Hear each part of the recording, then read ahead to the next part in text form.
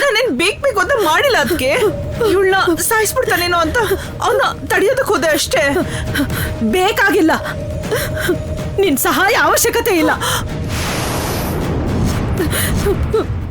ಮದ್ವೆಗ್ ಮುಂಚೆನೆ ಈ ರೀತಿ ಎಲ್ಲ ಆಡ್ತಿದ್ದೀರಾ ಅಂದ್ರೆ ಮದ್ವೆ ಆದ್ಮೇಲೆ ಇನ್ನೇನ್ ಮಾಡ್ತಿರೋ ಏನೋ. ಕಣ್ಣು ತುಂಬಾ ತರ ಮಾಡ್ಬಿಟ್ರಿ. ಅದನ್ನ ಸಹಿಸೋ ಶಕ್ತಿ ನನಗಿಲ್ಲ. ದಯವಿಟ್ಟು ನಿಮ್ ದಾರಿ ನೀವು ನೋಡ್ಕೊಳ್ಳಿ. ಅಂದ್ರೆ ಹೌದು, ಅನಿರುದ್ಧಗೂ ಪರ್ಣಿಕಾಗೂ ಮದ್ವೆ ಆಗಲ್ಲ.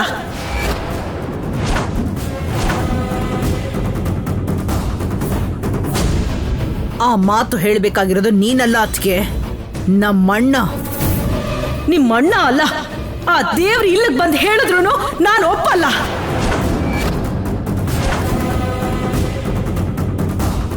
ನಾನು ಅದನ್ನೇ ಹೇಳ್ತಾ ಇದ್ದೀನಿ.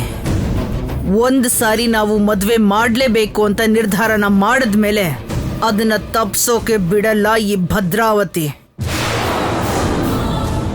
ಆ ದೇವ್ರೇ ಅಡ್ಡ ಬಂದ್ರು ಈ ಮದ್ವೆ ನಡೆಯುತ್ತೆ. ಈ ಭದ್ರಾವತಿ ನಡೆಸ್ತಾಳೆ ಅತ್ಗೆ. ಏನು ಹೆದರ್ಸ್ತಿದೀಯಾ? ನಿಮ್ಮ ಅಣ್ಣನ್ ಮದ್ವೆ ಆಗಿರೋದಕ್ಕೆ ನಾನು ಅವ್ರಿಗೆ ಗೌರವ ಕೊಡ್ತಾ ಇದ್ದೀನಿ. ನಿನ್ನ ಅತ್ತಿಗೆ ಆಗಿದ್ರು ನಿನ್ನ ಇಂಥ ವರ್ತನೆಗೆ ಭಯ ಪಟ್ಟಿದ್ದೆ. ಆದ್ರೆ ನನ್ ಮಗನ್ ಜೊತೆ ಹೀಗ್ ನಡ್ಕೊಂಡ್ರೆ ಸಾಯಿಸ್ಬಿಡ್ತೀನಿ.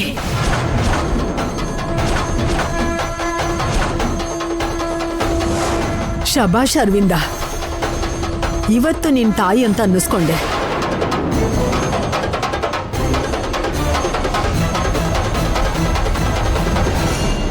ಇನ್ಮೇಲಾದ್ರೂ ಬುದ್ಧಿ ಕಲ್ತ್ಕೊಂಡು ಮಾಡಿರೋ ತಪ್ಪಿಗೆ ಕ್ಷಮೆ ಕೇಳಿ ನಿನ್ ಮಗಳಿಗೆ ಬೇರೆ ಸಂಬಂಧ ಹುಡುಕು. ಅದೇ ಎಲ್ರಿಗೂ ಒಳ್ಳೇದು.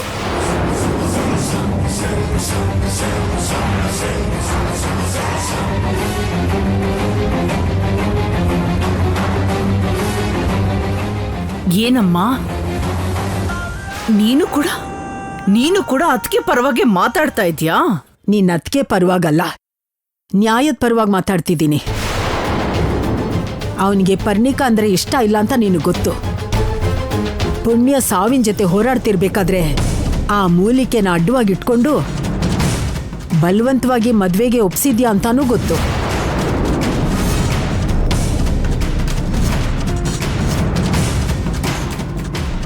ಎಲ್ಲ ಗೊತ್ತಿದ್ರು ಕೊಟ್ಟಿರೋ ಮಾತನ್ನ ಮೀರ್ಬಾರ್ದು ಅಂತ ಅವನಿ ಮದ್ವೆ ಮಾಡ್ಕೊಳಕ್ ಒಪ್ಕೊಂಡ.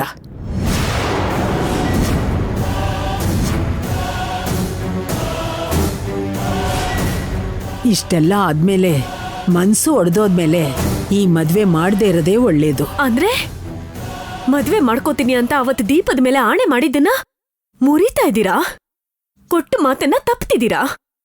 ಅದೇನಾ ನಿಮ್ ಪ್ರತಿಷ್ಠೆ? ಅದೇನಾ ನಿಮ್ಮ ವಂಶ?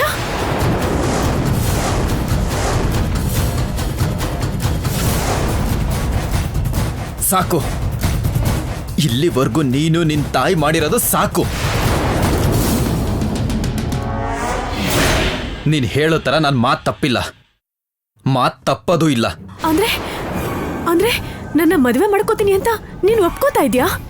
ನಾನು ಮಾತ್ ತಪ್ಪಲ್ಲ ಅಂದೆ, ನಿನ್ನ ಮದ್ವೆ ಆಗ್ತೀನಿ ಅಂತ ಹೇಳಿಲ್ವಲ್ಲ. ನನ್ನ ಮದ್ವೆ ಮಾಡ್ಕೊಳ್ಳಲ್ಲ ಅಂದ್ಮೇಲೆ ಮಾತು ತಪ್ಪದ ಹಾಗೆ ಅಲ್ವಾ? ಒಂದ್ಸಲ ನಾನ್ ನಿನಗೆ ಅವತ್ ಮಾತು ಕೊಟ್ಟಿರೋದನ್ನ ನೆನ್ಪು ಮಾಡ್ಕೋ ಪರ್ಣಿಕಾ.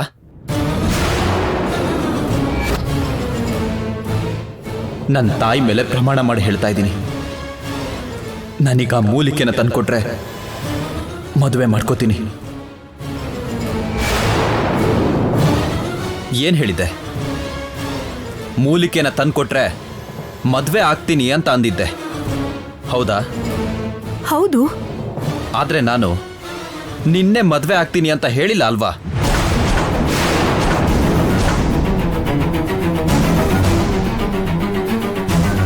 ಹೇಳಿಲ್ಲ. ಮತ್ತಿವಾಗ ನಿನ್ನನ್ನು ಯಾಕೆ ಮದ್ವೆ ಆಗ್ಬೇಕು?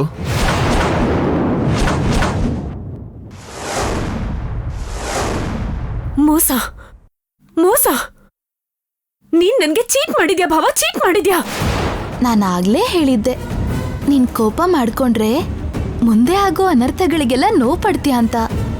ಕೇಳಲಿಲ್ಲ, ಅನ್ಭವ್ಸು. ಅರ್ಥ ಆಯ್ತು. ಎಲ್ಲರೂ ಸೇರ್ಕೊಂಡು ಸುಲಭವಾಗಿ ಈ ಮದ್ವೆನ ಮುರಿದು ಹಾಕಿದ್ದೀರ.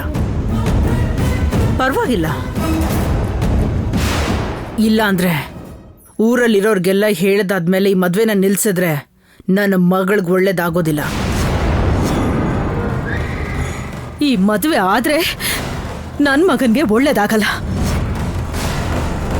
ಇನ್ನೊಂದ್ಸಲ ನಿನ್ ಮಗಳಿಗೂ ನನ್ನ ಮಗನ್ಗೂ ಮದುವೆ ಅಂದ್ರೆ ನಾನು ನನ್ನ ಮಗನ್ನ ಕರ್ಕೊಂಡು ಈ ಮನೆಯಿಂದ ಆಚೆ ಹೋಗ್ತೀನಿ.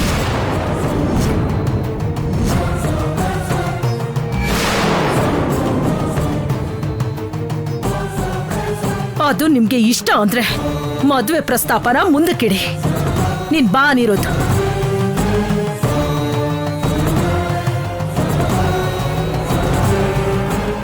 ಬಾ ಪುಣ್ಯ.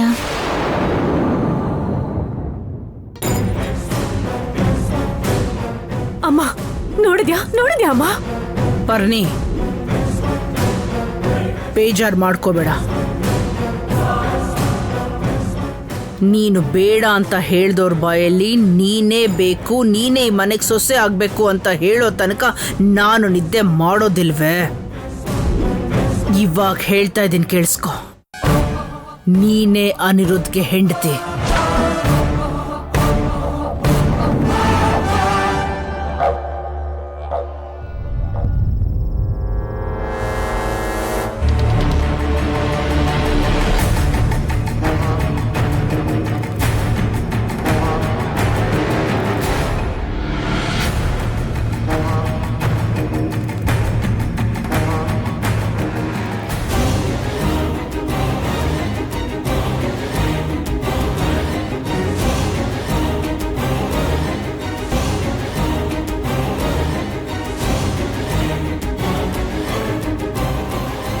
ಅದು ಎಷ್ಟು ಪ್ಲಾನ್ ಮಾಡಿದ್ರು ನಿನ್ನನ್ನ ಈ ಮನೆಯಿಂದ ಹೊರಗಾಕಕ್ಕಾಗ್ತಿಲ್ಲ.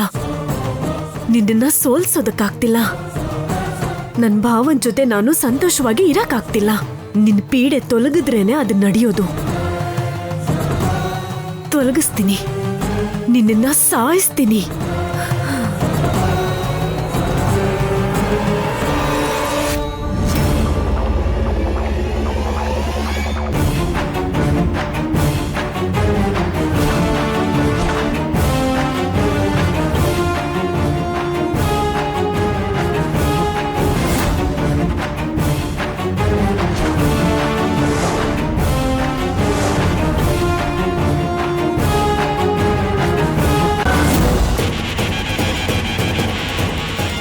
ಪಾಪ, ಪುಣ್ಯನ ಸಾಯಿಸ್ಬೇಕು ಅಂತ ನೋಡ್ತಿದ್ಯಾ?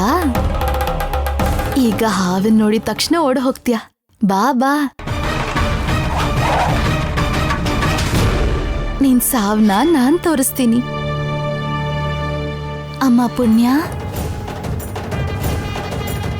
ಈಗ ನಾನು ನೀನಾಗ್ತೀನಿ, ನೀನು ನನ್ ಹಾಗಾಗ್ತೀಯ.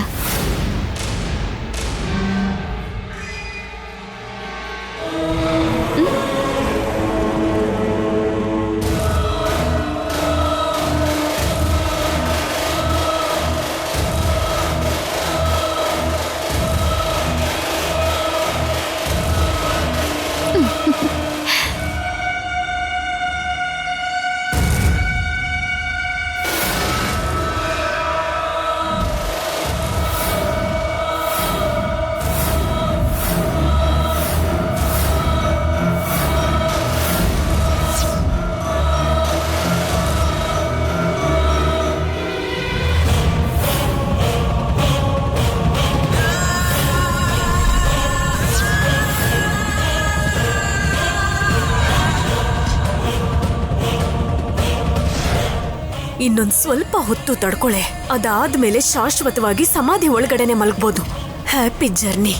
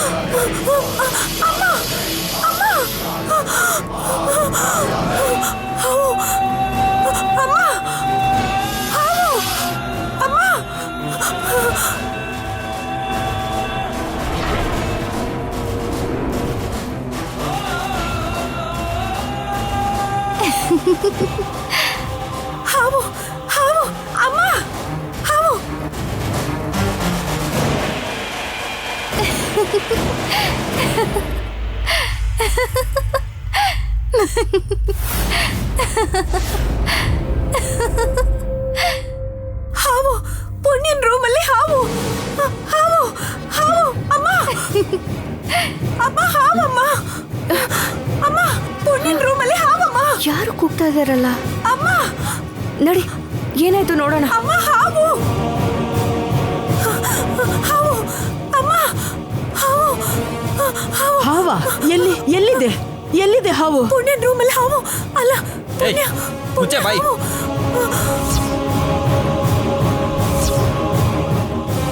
ಪುಣ್ಯ ನಮ್ಮ ಮನೆಯಿಂದ ಆಚೆ ಹಾಕೋದಕ್ಕೆ ಇದು ಹೊಸ ನಾಟಕನಾ? ಇಲ್ಲ ಭಾವ, ನಾನ್ ನಿಜನೇ ಹೇಳ್ತಿದ್ದೀನಿ. ಹೌದಾ? ಅಷ್ಟಕ್ಕೂ ಮಧ್ಯರಾತ್ರಿಲಿ ಪುಣ್ಯನ್ ರೂಮಿಗೆ ನೀನ್ ಯಾಕೆ ಹೋಗಿದ್ದೆ?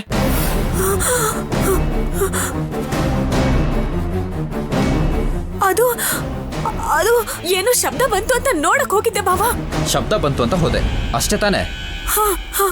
ಹೌದು ಭಾವ, ಹೌದು. ಅದ್ ಏನು ಅಂತ ನೋಡಕ್ಕೆ ನಿನ್ ಕೈಯಲ್ಲಿ ಚಾಕು ಯಾಕೆ?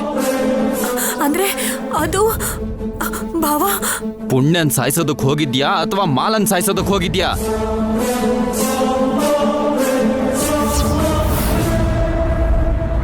ಚಚೆ, ಪುಣ್ಯ ನಮ್ಮನೆ ಹುಡುಗಿ, ಅವಳ್ಯಾಕೆ ಸಾಯಿಸ್ಬೇಕಾ ನಿರುದ್? ಮತ್ತೆ ಚಾಕು ತಗೊಂಡ್ ನನ್ ರೂಮಲ್ಲಿ ಯಾಕೆ ಬಂದಿದ್ಲು? ಯಾವ ದುರುದ್ದೇಶನೂ ಇಲ್ದೇ ಇದ್ಮೇಲೆ ಅವಳು ಯಾಕೆ ಹೆದರ್ಕೋತಾ ಇದ್ದಾಳೆ? ಅಂದ್ರೆ ಏನೋ ದೊಡ್ಡದಾಗಿ ಸೌಂಡ್ ಬಂತು ಅತ್ಗೆ, ಯಾರೋ ಕಳ್ಳರು ಬಂದಿರ್ಬೇಕು ಅಂತ ಅನ್ಕೊಂಡು ನಾನೇ ಅವಳ ಕೈಗೆ ಕತ್ತಿ ಕೊಟ್ಟು ಕಳಿಸ್ದೆ. ನಾನು ಬಂದು ನೋಡೋ ಅಷ್ಟ್ರಲ್ಲಿ ಇಷ್ಟೆಲ್ಲ ಆಗೋಗಿದ್ಯಮ್ಮ. ಏನೂ ಆಗಿಲ್ಲ ತಾನೆ? ಎಲ್ಲರೂ ಹೋಗಿ ಮಲ್ಕೊಳ್ಳಿ. ಪರ್ಣಿಕಾ ಬಾ ಬಾರೇ.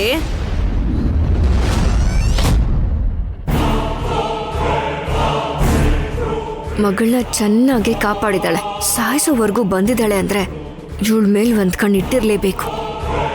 ಇವ್ರ ಅರ್ಥ ಇಲ್ದಿರೋ ಅನುಮಾನದಿಂದ ಎಲ್ರಿಗೂ ಮನಃಶಾಂತಿ ಇಲ್ದೇ ಇರೋ ತರ ಆಗ್ತಾ ಇದೆ. ಎಲ್ರೂ ಹೋಗಿ ಮಲ್ಕೊಳ್ಳಿ.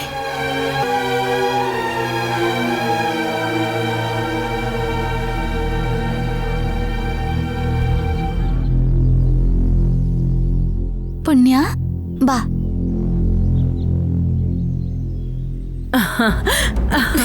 ಅಬ್ಬಬ್ಬಬ್ಬಬ್ಬಬ್ಬ, ಒಂದೊಂದ್ಸಲ ನಿನ್ನ ನೋಡಿ ದಡ್ಡಿ ಅಂತ ಅನ್ಕೊಂಡಿದ್ದೆ ನಾನು. ಆದ್ರೆ ನೀನೇನೋ ನಿನ್ ದಮ್ ಏನು ಅಂತ ಇವತ್ತು ನಾನೇ ನನ್ನ ಕಣ್ಣಾರೆ ನೋಡ್ದೆ. ಥ್ಯಾಂಕ್ಸ್ ಅಮ್ಮ, ಥ್ಯಾಂಕ್ ಯು ಸೋ ಮಚ್. ಇದು ಜಸ್ಟ್ ಒಂದು ಭಾಗ ಅಷ್ಟೇ. ಇಲ್ಲ ಅಂದಿದ್ದೆ.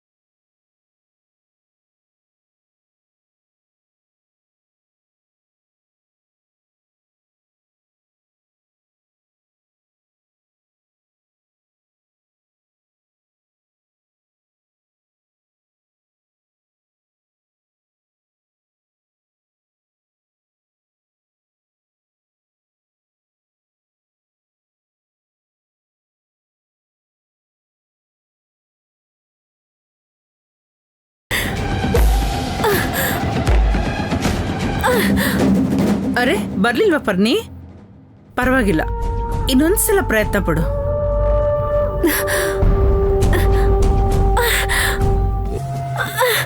ಅಯ್ಯಯ್ಯೋ, ಪರ್ಣಿಕಾ ಎಷ್ಟು ಸಲ ಹೇಳಿದ್ರು ಈ ಕತ್ತಿ ಬರ್ತಿಲ್ಲ ಅಂದ್ರೆ ಏನರ್ಥ? ಇನ್ನೊಂದ್ಸಲ ಹೇಳಿ.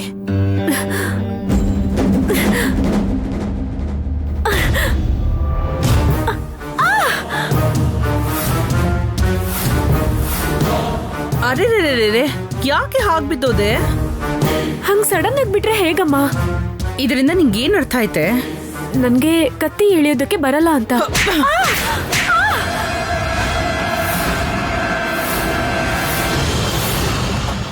ಯಾಕೆ ಹೊಡೆದ್ಯಮ್ಮ? ಇದೇ ರೀತಿ ಮಾತಾಡ್ತಾ ಇದ್ರೆ ಹಲ್ಲು ಉದುರಿಸ್ಬಿಡ್ತೀನಿ. ಅವಾಗ್ಲೇನೋ ಮಾಡ್ತಾ ಇದ್ದೆ, ಹಾ? ನನ್ನ ಕೈಯಿಂದನೇ ಕತ್ತಿನ ಎಳ್ಕೊಳಕ್ಕಾಗದೆ ಬಿದ್ದು ಹೋದೆ. ಅಂಥದ್ರಲ್ಲಿ ಪುಣ್ಯ ಪ್ರಾಣನ ಹೇಗೆ ತೆಗಿತೀಯ ಅಂದ್ಕೊಂಡೆ? ಸಾಕಮ್ಮ, ನಿನ್ ಕೈಲಿದ್ದಿದ್ ಕತ್ತಿನ ಎಳಿಯೋಕಾಗದೆ ಇರೋದಕ್ಕೂ ಪುಣ್ಯನ್ ಪ್ರಾಣ ತೆಗೆಯೋದಕ್ಕೂ ಏನಮ್ಮ ಸಂಬಂಧ ಇದೆ? ಮಾನವ ಶಕ್ತಿ ಬಿಟ್ರೆ ಬೇರೆ ಯಾವ ಶಕ್ತಿನೂ ಇಲ್ದೇ ಇರೋ ನನ್ನ ಹತ್ರನೇ ನೀನು ಸೋತ್ ಹೋದೆ. ಅಂಥದ್ರಲ್ಲಿ ನಾಗಶಕ್ತಿ ಜೊತೆಯಾಗಿರೋ ಅವಳನ್ನ ಹೇಗ್ ಸೋಲಿಸ್ತೀನಿ ಅಂತ ಅಂದ್ಕೊಂಡಿಯೇ? ಅಂದ್ರೆ ಆ ಪುಣ್ಯ ಮನುಷ್ಯಳಲ್ಲ, ಹಾವು ಅಂತ ನಿನಗ್ ಕೂಡ ಗೊತ್ತಾ? ಪುಣ್ಯ ಹಾವಲ್ಲ, ನಾಗಮ್ಮ ಪುಣ್ಯಗೆ ಜೊತೆಯಾಗಿದ್ದಾಳೆ. ಹೆಜ್ಜೆ ಹೆಜ್ಜೆಗೂ ಅವಳನ್ನು ಕಾಪಾಡ್ತಾ ಇದೆ. ಅದಕ್ಕೆ ನಾವು ಎಷ್ಟೆಲ್ಲ ಪ್ಲಾನ್ ಮಾಡಿದ್ರು ಆ ಪುಣ್ಯ ಅದರಿಂದ ತಪ್ಪಿಸ್ಕೊತಾ ಇದ್ದಾಳೆ. ಆ ನಾಗಮ್ಮ ಅವಳನ್ನ ಕಾಪಾಡ್ತಾ ಇದ್ದಾಳೆ. ಅಂದ್ರೆ ಇವತ್ ನಾನು ಅವಳ ರೂಮಿಗೆ ಹೋದಾಗ ಹಾವು ರೂಪದಲ್ಲಿ ಕಾಣಿಸ್ಕೊಂಡಿದ್ದು ಆ ನಾಗಮ್ಮನ? ಹೌದು. ಹಾಗಾದ್ರೆ ಆ ಪುಣ್ಯನ್ ಜೊತೆನಲ್ಲಿ ನಾಗಮ್ಮನ್ನು ಕೂಡ? ಮುಚ್ಚು ಬಾಯ್. ನೀನು ಆ ನಾಗಮ್ಮ ನೆರಳು ಕೂಡ ಮುಟ್ಟಕ್ಕಾಗಲ್ಲ. ಅವಳದು ನಾಗಶಕ್ತಿ, ನಮ್ದು ಮಾನವ ಶಕ್ತಿ. ಅದನ್ನ ಎದುರಿಸಿ ಆ ಪುಣ್ಯನ ಅಂತ್ಯ ಮಾಡ್ಬೇಕು ಅಂತಂದ್ರೆ ಅದಕ್ಕೆ ಸ್ವಲ್ಪ ಸಮಯ ಹಿಡಿಯುತ್ತೆ. ಸಮಯ ಅಂದ್ರೆ ಎಷ್ಟು ದಿನನಮ್ಮ? ನನ್ಗೆ ಮಕ್ಕಳು ಮೊಮ್ಮಕ್ಕಳು ಹುಟ್ಟಿದ್ಮೇಲ? ಅವಶ್ಯಕತೆ ಇಲ್ಲ, ನನಗ್ ಸ್ವಲ್ಪ ಸಮಯ ಕೊಡು. ಪುಣ್ಯದಿಂದ ನಾಗನಿಧಿ ರಹಸ್ಯನ ತಿಳ್ಕೊಂಡು ಅವಳನ್ನ ಸಾಯಿಸ್ಬಿಡ್ತೀನಿ. ಅಲ್ಲಿವರೆಗೂ ನೀನು ಅವಸರ ಪಡೆದೆ ನಾಗಮ್ಮ ವಿಷಯಕ್ಕೆ ಹೋಗ್ಬೇಡ. ಮೊದಲೇ ನಮ್ಮ ಮೇಲೆ ಆ ಕುಲಗುರು ಆಶೀರ್ವಾದ ಕೂಡ ಇಲ್ಲ. ಸರಿಯಮ್ಮ, ನಿನಗೋಸ್ಕರ ನಾನು ಕಾಯ್ತೀನಿ. ನೀನು ಮೊದಲು ಆ ನಾಗಮ್ಮನ ವಿಷಯ ನೋಡ್ಕೊ. ಇಲ್ಲ ಅಂದ್ರೆ ಒಂದೇ ನಾನ್ ಸಾಯ್ತೀನಿ, ಇಲ್ಲ ಪುಣ್ಯ ಸಾಯೋದು ಗ್ಯಾರಂಟಿ. ಚಿಂತೆ ಮಾಡಬೇಡ. ಈ ಸಮಸ್ಯೆಗೆ ನಾನೇ ಏನಾದರೂ ಒಂದು ಪರಿಹಾರ ಹುಡುಕ್ತೀನಿ. ಭಾವನ್ ಜೊತೆ ನಿನ್ನ ಮದುವೆನ ಮಾಡಿಸ್ತೀನಿ, ಸರಿನಾ? ಸರಿಯಮ್ಮ.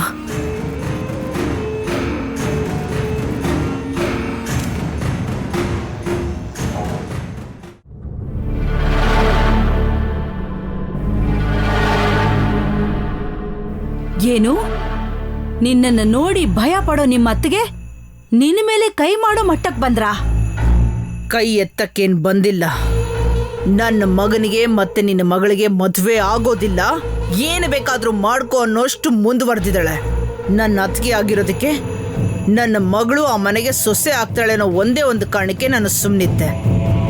ಇಲ್ಲ ಅಂದ್ರೆ ನನ್ನ ಬಾಳಿಗೆ ಕಷ್ಟ ತಂದುಕೊಟ್ಟ ನಮ್ಮ ಅತ್ತಿಗೆ ಶವ ಇಷ್ಟೊತ್ತಿಗಾಗ್ಲೇ ನನ್ನ ಕಣ್ಣು ಮುಂದೆನೆ ಉರಿತಾ ಇತ್ತು. ಹೇಳು ಭದ್ರಾವತಿ, ನಿನ್ನ ಕೋಪ ತಣ್ಣಗಾಗ್ಬೇಕು ಅಂದ್ರೆ, ನಿನ್ನ ಆವೇಶ ತಣ್ಣಗಾಗ್ಬೇಕು ಅಂದ್ರೆ ನಾನ್ ಏನ್ ಮಾಡ್ಬೇಕು? ನಿನಗೆ ಶತ್ರು ಆಗಿರೋ ನಿನ್ನ ಅತ್ತಿಗೆನ ನೀನು ವಶ ಮಾಡ್ಕೊಡ್ಬೇಕಾ? ಮದ್ವೆನೇ ಬೇಡ ಅಂತಿರೋ ಅನಿರುದ್ಧ್ಗೆ ಪರ್ಣಿಕಾನೇ ನನ್ನ ಹೆಂಡತಿ ಅನ್ನೋ ಹಾಗೆ ಮಾಡ್ಬೇಕಾ? ಹೇಳು, ನಿನಗೇನ್ ಬೇಕು? ಪುಣ್ಯ. ನನಗೆ ಆ ಪುಣ್ಯ ಬೇಕು. ಆ ತಾಳೆಗರಿಯಲ್ಲಿದ್ದಂತಹ ನಿಧಿ ರಹಸ್ಯನ ಅವಳೇ ನನಗೆ ಹೇಳಬೇಕು.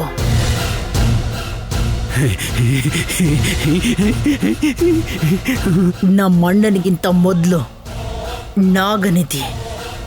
ನಾಗನಿಧಿನ ನನ್ನ ಸ್ವಂತ ಮಾಡ್ಕೋಬೇಕು. ಪುಣ್ಯಾಳಿಂದ ಸತ್ಯ ಹೇಳಿಸ್ಬಿಟ್ರೆ ನೀನು ಅರ್ಧ ಆಸ್ತಿನ ದಾನ ಮಾಡಿದಷ್ಟು ಸಂತೋಷ. ನಿನ್ನಿಂದ ದಾನ ಮಾಡಿಸೋದು ಎಷ್ಟು ಕಷ್ಟನೋ, ಪುಣ್ಯ ಹತ್ರ ಸತ್ಯ ಇಳಿಸೋದು ಕೂಡ ಅಷ್ಟೇ ಕಷ್ಟ. ಯಾರು ಇವನು? ಅಚ್ಚು ಪಶುಪತಿ ತರನೇ ಇದ್ದಾನೆ, ಪಶುಪತಿ ತರನೇ ಮಾತಾಡ್ತಾ ಇದ್ದಾನೆ. ಪಶುಪತಿ ಶಿಷ್ಯ, ಅವನ್ ಥರನೇ ಮಂತ್ರ ಶಕ್ತಿಯಲ್ಲಿ ನಿಸ್ಸೀಮ. ಅಂದ್ರೆ ಪುಣ್ಯ ಹತ್ರ ನಿಜ ಹೇಳ್ಸೋದು ಕಷ್ಟ ಅಂತ ಹೇಳ್ತಾ ಇದೀಯಾ? ಅಸಂಭವ ಅಂತ ಇದ್ದೀನಿ. ಏನು ಇಷ್ಟೊತ್ತು ನಮ್ಮ ಅತ್ತಿಗೆ ಬಗ್ಗೆ ಹೇಳಿದಕ್ಕೆ ನಿನ್ನ ಮುಂದೆನೂ ನಾನು ಚಿಕ್ಕೋಳಾಗೋದ್ನಾ? ಏಯ್ ಚಿಕ್ಕ ಹುಡುಗ, ನೀನೀಗ ಚಿಕ್ಕ ಹುಡುಗ ಅಂತ ಕರಿಬೇಡ, ಕೇಳಿಸ್ಕೊಳ್ಳೋದಕ್ಕೆ ಒಂಥರ ಆಗತ್ತೆ. ನಿನ್ನ ಈ ವಯಸ್ಸಲ್ಲಿ ಚಿಕ್ಕ ಹುಡುಗ ಅಂದ್ರೆ ದೊಡ್ಡೋನು ಅಂತ ಹೇಳ್ಬೇಕಾ? ನನ್ನ ಮುಂದೆ ಮಾಯ ಮಾಡಿದ್ರೆ ಆಶ್ಚರ್ಯ ಪಡ್ತೀನಿ ಅಂತ ಅಂದ್ಕೊಂಡೋ ಏನೋ. ಅಷ್ಟಕ್ಕೂ ನೀನು ಮಾಯ ಮಾಡ್ತೀಯೋ ಇಲ್ವೋ ಅಂತ ನನ್ನ ಕೈ ನಂಬಕ್ಕೆ ಆಗ್ತಾ ಇಲ್ಲ. ನನ್ನ ಶಕ್ತಿ ಮೇಲೆ ಸಂಶಯ ಬರ್ತಿದ್ಯಾ? ಆ ಪುಣ್ಯ ತಾಳೆಗರಿಯಲ್ಲಿ ಏನು ಓದಿದಾಳೆ ಅಂತ ಗೊತ್ತಾಗ್ಬೇಕು ಅಂದ್ರೆ ನೇತ್ರ ದರ್ಶನ ತಂತ್ರ ಮಾಡಬೇಕು. ಅದನ್ನ ಮಾಡಿದ್ರೇನೆ, ಪುಣ್ಯಾಳ ಸಹಾಯ ಇಲ್ದೇನೆ ತಾಳೆಗರಿಲಿ ಏನು ಓದಿದಾಳೆ ಅನ್ನೋದು ನಮಗ್ ಗೊತ್ತಾಗುತ್ತೆ.